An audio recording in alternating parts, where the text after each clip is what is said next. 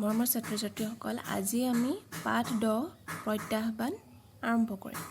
প্ৰত্যাহ্বান মানে কি হয়? শব্দটোৰ অৰ্থ হ'ল যে আমি প্ৰতিযোগিতাত নামিবলৈ কাৰোবাক আহ্বান কৰা বা তেনেকুৱা। এতিয়া সেইটোনো ইয়াত কিয় কোৱা হৈছে, নামটো প্ৰত্যাহ্বান কিয় দিয়া হৈছে চেপ্টাৰটোৰ পাঠটোৰ, তাৰ বিষয়ে আমি এই কথাখিনি পঢ়িলেও কিছু আভাস পাম।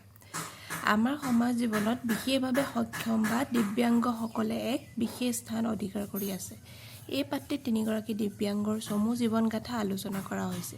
তাৰে 2গৰাকী নাৰী আৰু এজন পুৰুষ। বিশেষভাৱে সক্ষম বা দিব্যাংগসকল বুলি কাক কোৱা যায়?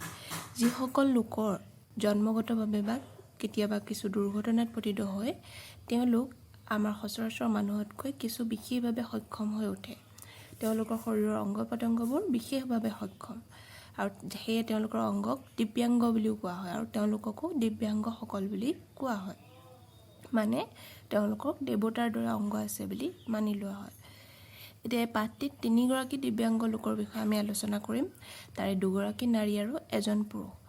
নাৰী 2গৰাকীৰ এগৰাকীয়ে হাত দুখন নোহোৱাকৈ পৃথিৱীৰ পোহৰ দেখিছে আৰু আনগৰাকীয়ে দুৰ্ঘটনাত পতিত হৈ 2খন হাত হেৰুৱাব লগা হৈছে। ইয়াত যি 2গৰাকী নাৰীৰ বিষয়ে দিয়া হৈছে, তাৰ এগৰাকীৰ জন্মগতভাৱে হাত দুখন নাই, কিন্তু আনগৰাকীৰ আছিল, হাত দুখন আছিল, কিন্তু তেওঁ দুৰ্ঘটনাত পতিত হৈ তেওঁৰ হাত দুখন হেৰুৱাব লগা হ'ল।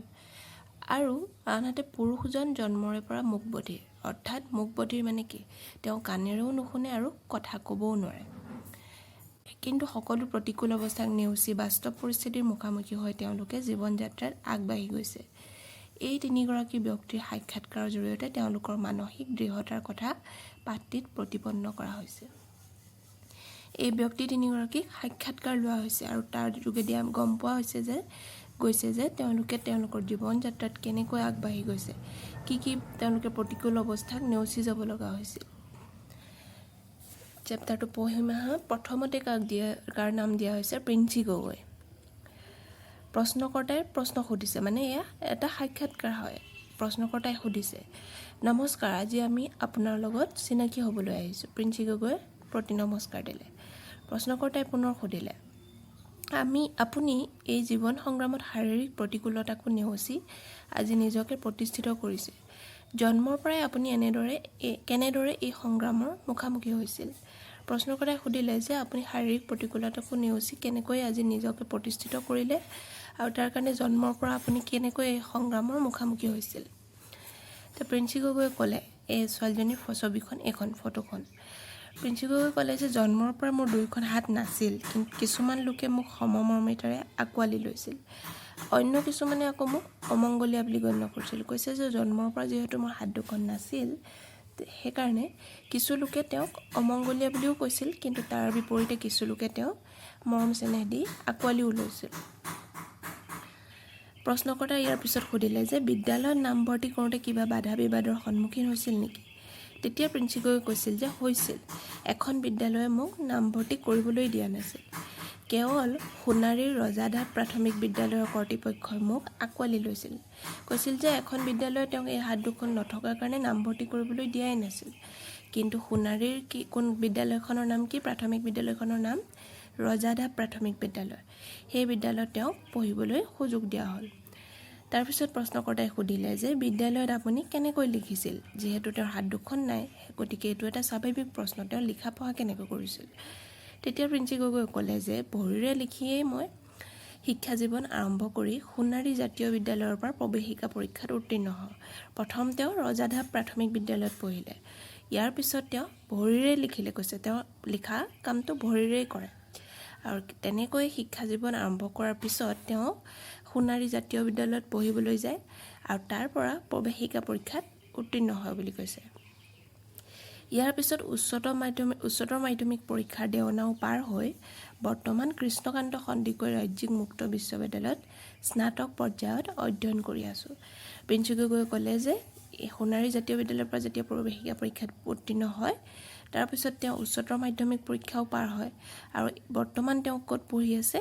কৃষ্ণকান্ত সন্দিকৈ ৰাজ্যিক মুক্ত বিদ্যালয়ত স্নাতক পৰ্যায়ত তেওঁ বৰ্তমান অধ্যয়ন কৰি আছে। প্ৰশ্নকৰ্তাই সুধিলে এবাৰ, আজৰি সময়ত আপুনি কি কৰি ভাল পায়? প্ৰিন্সি গগৈ ক'লে যে মই ভৰিৰ আঙুলিৰ জৰিয়তে ছবি অংকন কৰোঁ আৰু ছবি অঁকাৰ এটা প্ৰশিক্ষণ কেন্দ্ৰ খুলিছোঁ। তদুপৰি মই গান গাই মনৰ দুখ কিছু পাতলাওঁ। চোৱা প্ৰিন্সি গগৈ কিমান কি কৰিব পাৰে। তেওঁ লিখিব পাৰে ভৰিৰে, সেইটোৱে যথেষ্ট ডাঙৰ কথা। তাৰোপৰি তেওঁ ছবিও অংকন কৰে আৰু তাতকৈও ডাঙৰ কথা, তেওঁ ছবি অঁকাৰ এটা প্ৰশিক্ষণ কেন্দ্ৰও খুলিছে। তেওঁ ভৰিৰে ইমানখিনি কাম কৰিব পাৰে। তদুপৰি তেওঁ গান গায়ো মনৰ দুখ কিছু পাতলাওঁ বুলি কৈছে। প্ৰশ্নকৰ্তাই এতিয়া সুধিলে যে বাৰু এতিয়া আপোনাৰ অৰ্থনৈতিক দিশটোৰ বিষয়ে অলপ ক'বনে? প্ৰিন্সি গগৈ ক'লে যে আগতে অৰ্থনৈতিক অৱস্থা বৰ সচ্ছল নাছিল, তাৰমানে বৰ এটা ভাল নাছিল তেওঁলোকৰ আৰ্থিক অৱস্থা। অতিশয় কষ্টৰ মাজেৰে জীৱন অতিবাহিত কৰি মই এতিয়া গুৱাহাটীৰ নেমকেয়াৰ হস্পিটেলৰ অভ্যৰ্থনা কক্ষত কৰ্মৰত। তেওঁ বৰ্তমান স্নাতক পৰ্যায়ত পঢ়ি আছে। প্ৰথম আমি গম পালোঁ কেনেকৈ পঢ়ি আছে। তেওঁ ৰাজ্যিক মুক্ত বিশ্ববিদ্যালয়ৰ যোগেদি পঢ়িছে আৰু সেই পঢ়াৰ লগে লগে তেওঁ গুৱাহাটীৰ নেমকেয়াৰ হস্পিটেলত অভ্যৰ্থনা কক্ষত তেওঁ কৰ্মৰত হয়। প্ৰশ্নকৰ্তাই সুধিলে সংগ্ৰামেই আপোনাৰ জীৱন লগৰী, বাৰু দিব্যাংগসকলক আপুনি কিবা ক'ব নেকি? তেতিয়া প্ৰিন্সি গগৈ ক'লে যে জীৱনৰ গতিপথত নানা বাধা বিঘিনি থাকিবই, সেইবোৰ নেওচি আগবাঢ়ি যোৱাটোহে হ'ল মূল কথা। আমাৰ জীৱনৰ গতিপথত আমাৰ বিভিন্ন বাধা বিঘিনি আহিব পাৰে, কিন্তু সেইসমূহ কেনেকৈ আমি পাৰ কৰি আগবাঢ়ি যাব পাৰোঁ সেইটোৱে মূল কথা বুলি কৈছে। মই তেনে চিন্তাৰে আগবাঢ়িবলৈ চেষ্টা কৰিছোঁ আৰু আনকো আগবাঢ়িবলৈ অনুৰোধ জনাইছোঁ। প্ৰশ্নকৰ্তাই ইয়াৰ পিছত ক'লে যে আপোনাৰ দৃঢ় মনোবলৰ শলাগ লৈছোঁ, আপোনালৈ শুভকামনা জনাই আজিলৈ বিদায় লৈছোঁ। প্ৰিন্সি গগৈ তেতিয়া ধন্যবাদ জনালে। প্ৰশ্নকৰ্তাই শেষত তেওঁৰ যি দৃঢ় মনোবল জীৱনৰ প্ৰতি সেই তাৰ শলাগ ল'লে, প্ৰশংসা কৰিলে আৰু তাৰ কাৰণে তেখেতক আগন্তুক জীৱনলৈ শুভকামনা জনাই সাক্ষাৎকাৰটো সামৰণি মাৰিলে। ইয়াৰ পিছৰ সাক্ষাৎকাৰটো যাৰ লোৱা হৈছে তেখেতৰ নাম কি হয়, জুলি বৰুৱা। এইখন তেওঁৰ ছবি। এতিয়া প্ৰিন্সি গগৈ আছিল জন্মগতভাৱে হাতকেইটা নাই তেওঁৰ, কিন্তু জুলি বৰুৱাৰ হাত আছিল, কিন্তু তেওঁ এটা দুৰ্ঘটনাত পতিত হ'ল, যাৰ বাবে তেওঁৰ হাত ভাগি গৈছিল বা ছিগি গৈছিল। দুয়োখন হাত তেওঁ হেৰুৱাইছিল। এতিয়া প্ৰশ্নকৰ্তাই সুধিলে নমস্কাৰ, এটা অনাকাংক্ষিত বাছ দুৰ্ঘটনাত আপুনি পতিত হৈছিল, যাৰ বাবে আপুনি চিৰদিনলৈ এক শাৰীৰিক প্ৰত্যাহ্বানৰ সন্মুখীন হ'ব লগা হ'ল। সেই দুৰ্ঘটনাটোৰ বিষয়ে অলপ ক'বনে? প্ৰশ্নকৰ্তাই ক'লে যে আপুনি যিহেতু এটা অনাকাংক্ষিত দুৰ্ঘটনাত পতিত হৈছিল আৰু সেই দুৰ্ঘটনাটোৰ বিষয়ে কিছু ক'ব নেকি, কেনেকৈ হৈছিল? তেতিয়া জুলি বৰুৱাই ক'লে হয়, গুৱাহাটীৰ পৰা লখিমপুৰৰ ঘৰলৈ গৈ থকা অৱস্থাত বাছ দুৰ্ঘটনাত পতিত হৈ মই মোৰ দুয়োখন হাত হেৰুৱাইছিলোঁ। হাত দুখন হেৰুৱাই প্ৰথমতে মই বৰ অসহায় অনুভৱ কৰিছিলোঁ। এক সীমাহীন বিষাদ বেদনাই মোক আৱৰি ধৰিছিল। মই চকুৰে ধোঁৱা কোৱা দেখিছিলোঁ। নানা চিন্তাই মোক জুমুৰি দি ধৰিছিল। এইটো স্বাভাৱিক কথা। মানুহে যেতিয়া পাই থকা বস্তু এটা হঠাৎ যেতিয়া নোপোৱা হৈ যায় তেতিয়া বেছি বিপদ হয়। এতিয়া প্ৰিন্সি গগৈৰ ক্ষেত্ৰত তেওঁ যিহেতু জন্মগতভাৱে তেখেতৰ হাত দুখন নাছিল, সেইকাৰণে তেওঁ কিছু হ'লেও তেওঁ অভ্যস্ত হৈছিল তেওঁৰ জীৱনটোত।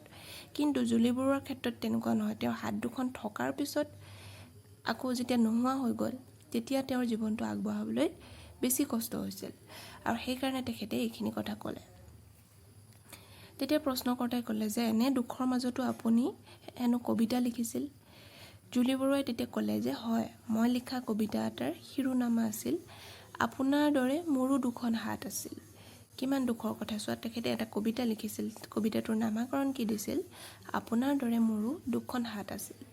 তেতিয়া প্ৰশ্নকৰ্তাই ক'লে যে কবিতাটোৰ এফাকি গাই শুনাব নেকি? জুলি বৰুৱাই ক'লে তেতিয়া গাই শুনালে। আপোনাৰ দৰে মোৰো দুখন হাত আছিল, যি দুহাতেৰে সাজিছিলোঁ বালিঘৰ, মাৰ চাদৰৰ আঁচল ফালি খেলিছিলোঁ দৰা কইনা আৰু আলফুলে ধৰিছিলোঁ নানা ৰঙী পখিলা। প্ৰশ্নকৰ্তাই ক'লে শুনি ভাল লাগিল। আপোনাৰ এনে দৃঢ় মনোবলৰ উৎস কি? আপুনি কেনেকৈ আপোনাৰ মনোবলটো দৃঢ় কৰিব পাৰিলে? তেতিয়া জুলি বৰুৱাই ক'লে যে মানুহৰ অকুণ্ঠ মৰম মোৰ অনুপ্ৰেৰণাৰ উৎস। দুৰ্ঘটনাৰ পূৰ্বে আন 100 গৰাকী ছোৱালীৰ দৰে ময়ো নিজৰ সপোনৰ মাজত মগ্ন আছিলোঁ।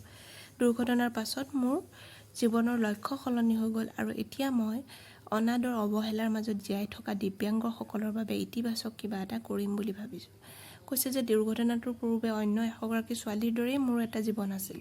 সকলোৰে দৰে ময়ো সপোন দেখিছিলোঁ, কিন্তু দুৰ্ঘটনাটোৰ পিছত যিহেতু মোৰ জীৱনৰ লক্ষ্যই সলনি হৈ গ'ল, সেইকাৰণে এতিয়া তেওঁ কি লক্ষ্য হাতত লৈছে যে তেওঁৰ দৰে এনেকৈ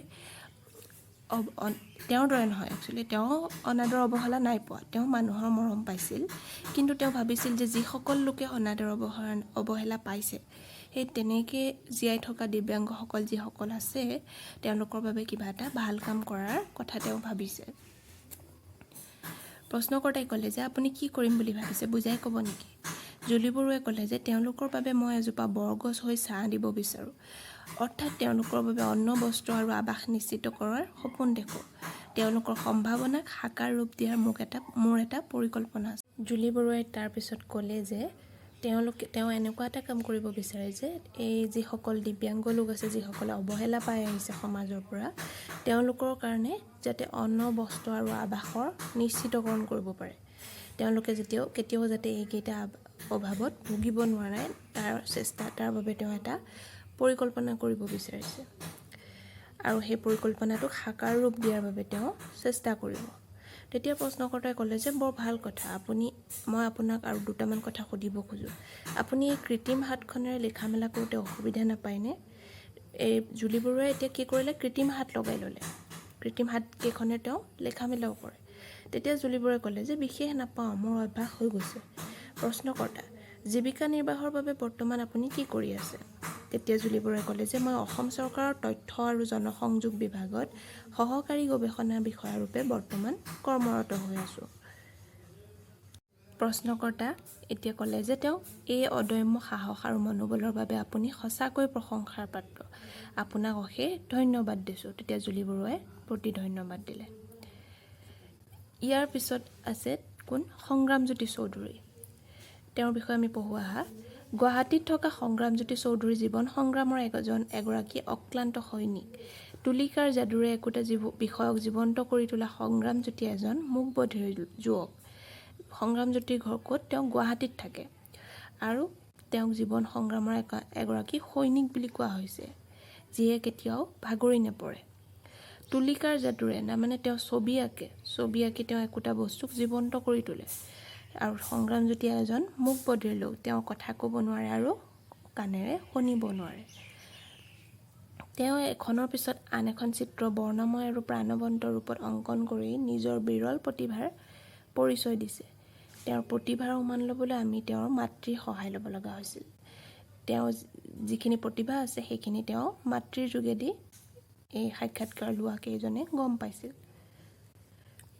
গুৱাহাটীৰ আৰ্টিষ্ট গিল্ডত তেওঁ চাৰুকলাৰ 5 বছৰীয়া ডিপ্ল'মা লাভ কৰাৰ পাছত নিজাববীয়াকৈ চিত্ৰাংকন কলাকেন্দ্ৰ খোলে।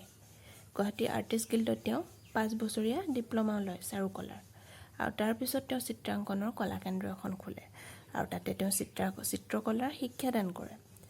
সংগ্ৰামজ্যোতিক এজন সফল চিত্ৰশিল্পী হিচাপে গঢ় দিয়াত আৰু তেওঁৰ প্ৰতিষ্ঠা কৰাত তেওঁৰ মাকৰ ভূমিকা যথেষ্ট অপৰিসীম। আৰু মাতৃৰ নাম কি হয়?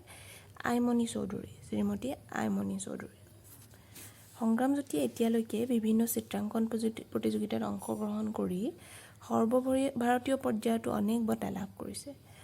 অন্যহাতে ৫ম ভাৰতীয় কলা প্ৰতিযোগিতাত দিব্যাংগসকলৰ জীৱন সমৃদ্ধিৰ শিতানত তেওঁ প্ৰথম পুৰস্কাৰ লাভ কৰে।